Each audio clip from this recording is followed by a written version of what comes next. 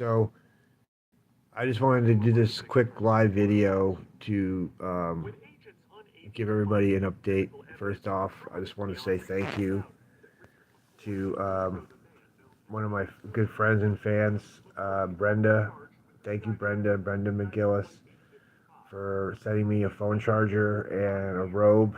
The little things really do matter, and having lost everything, just being able to put a robe on and charge my phone up here at the hospital has made a huge difference.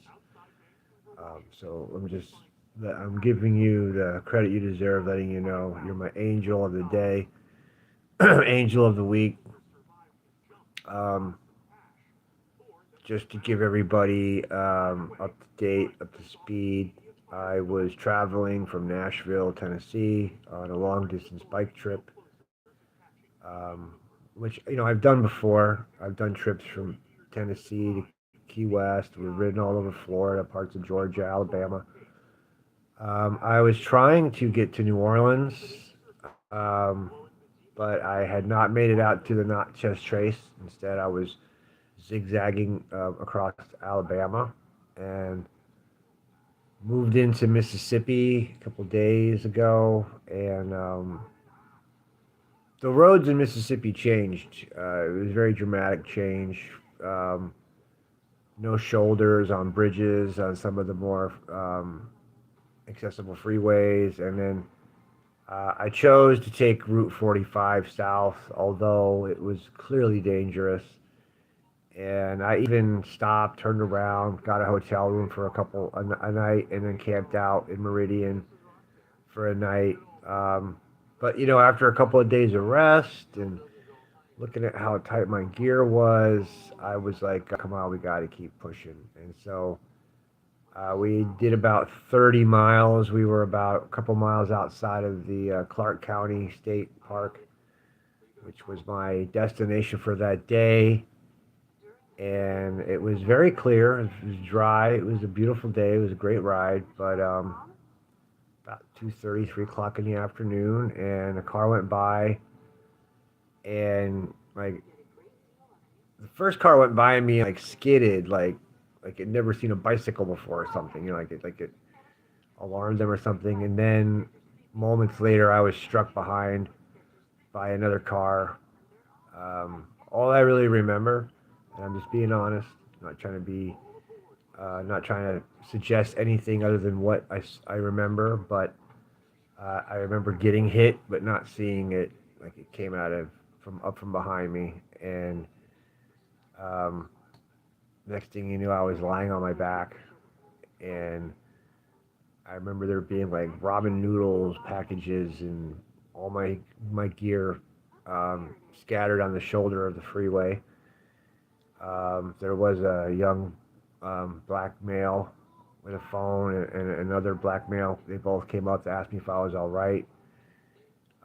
And then a white guy showed up who looked like he was like a paralegal or I mean a paramedic or something, but off duty because he began to administer first response. But for some reason, nobody could get their phone to work. So I had luckily, my tactical vest on. My phone was still on it. So I gave them my phone. And they called 911. And then a sheriff showed up. Paramedics showed up. I really don't remember losing consciousness. I do remember trying to, being able to move my legs right away and my right arm, but my left arm would not move. Like I've heard about phantom limb syndrome before, where it feels like your limbs are moving but they're not, and that's what was happening. I couldn't move my left arm at all. It just laid there next to me. Um, and so, long story short, um, they eventually got the paramedics there, put me on a board, and transferred me to Meridian Hospital. Um, Now, people have asked me what happened to, like, who hit me and what happened to them. Apparently, the young black kid who came up first hit me with his Honda Civic, and no arrests have been made. I don't know if there's really an investigation or an arrest going to happen, My belongings are supposedly at Joe's Body Shop in Clark County in some impound, which, I'm kind of wondering, what am I going to have to pay to get my stuff out of impound after being hit by this kid? I think at least if anything, the kid should pay for the impound. But that's the least of my worries right now. But I'm just, these are questions people have been asking me. Um, so I'm just giving you the answers as straight as possible. So when I got to Meridian, I was pretty mangled. It was a pretty bloody mess. It was bleeding from my head. My left arm was clearly broken, and my left foot got mangled by the pedal. So they they said it was gnar, really gnar, and so the doctors at Meridian basically didn't feel comfortable treating me, and they suspected I may have had a neck injury as well. So that's why I'm wearing the brace because I do have a fracture in my neck. Um, so the whole rundown is I got a good scalping on my forehead, hence the big old scar right there.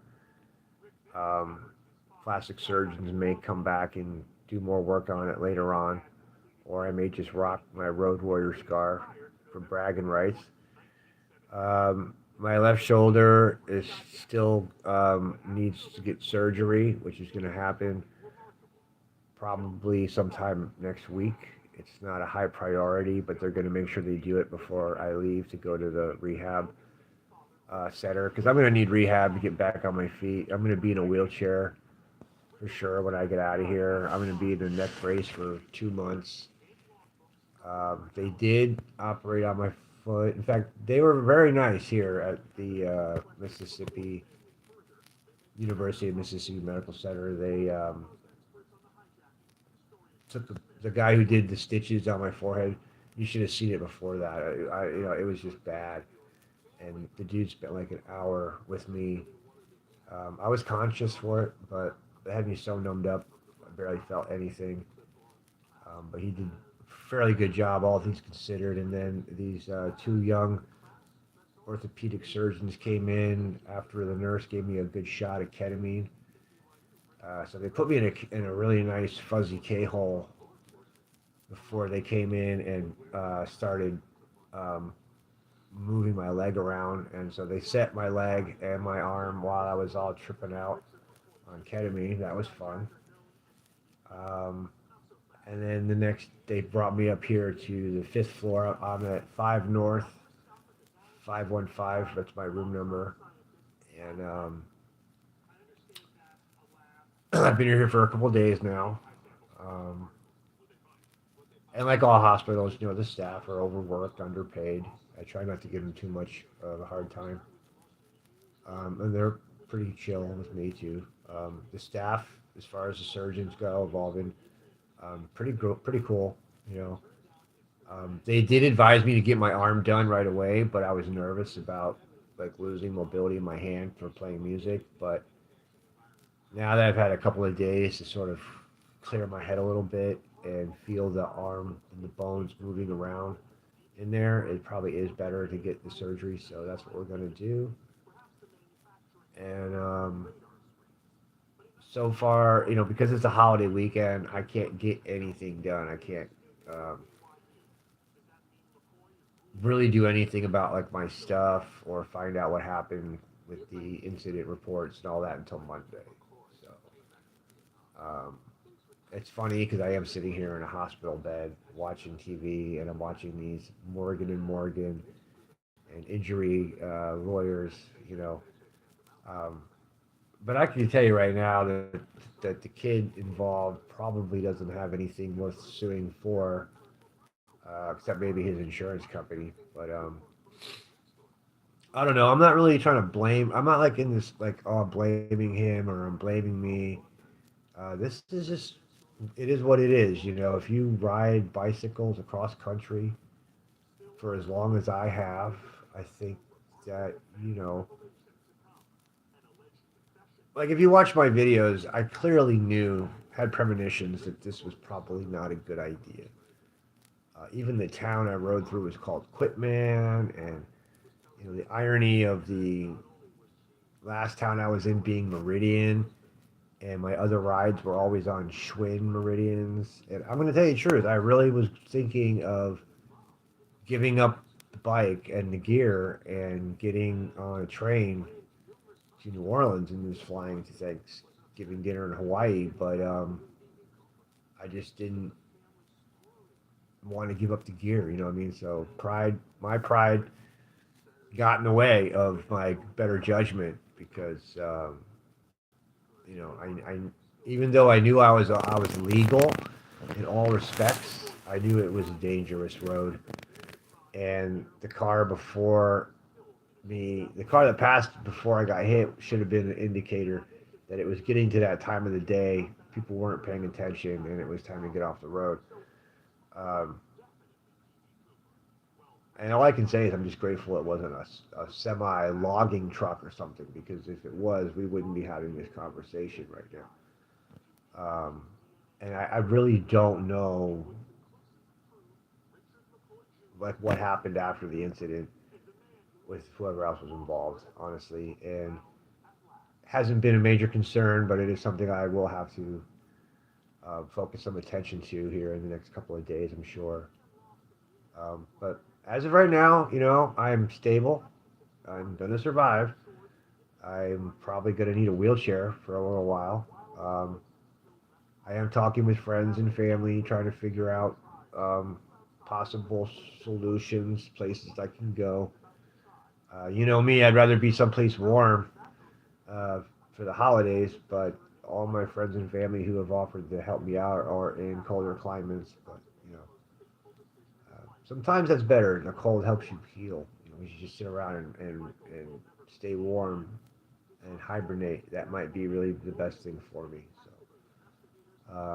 I'm not trying to get money out of people. I'm not rich, by any means, but I do have the insurance and a little bit of money that I can use to help me get along. So I just want people to know that this is not like me trying to be publicize this for monetary gains. Um,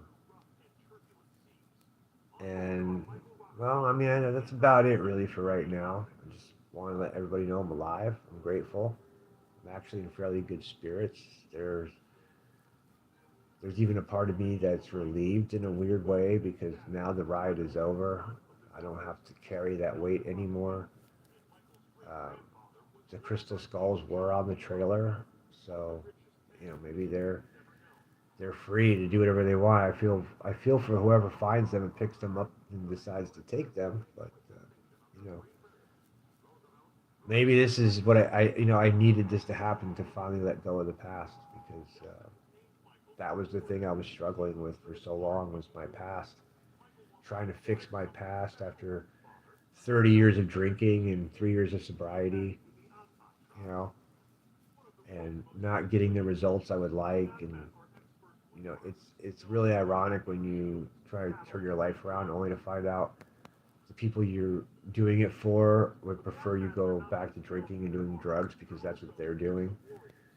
Um, and I need to figure out something, because although I've quit drinking, doing drugs, I still keep seeming to have kind of problems. You know what I mean? Like, I don't know. I don't want to get into all of it right now, but I think you know what I'm saying. Like, this is the beginning of a new era for Red, and one where I'm going to have to really take a good hard look at where I'm going in this life at this point. So, but yeah, I'm clear. I'm still sober, despite the fact that they got me on all these med pills. But and we're just gonna have to ride this one out. But we'll see you on the blood moon, on the bluff for the blood moon. Call out for the spiritual pizzas, baby. And I just want to wish everybody a happy Thanksgiving and let y'all know that I'm just grateful to be alive. That's it. Here's your 15-minute update from Krazy Red.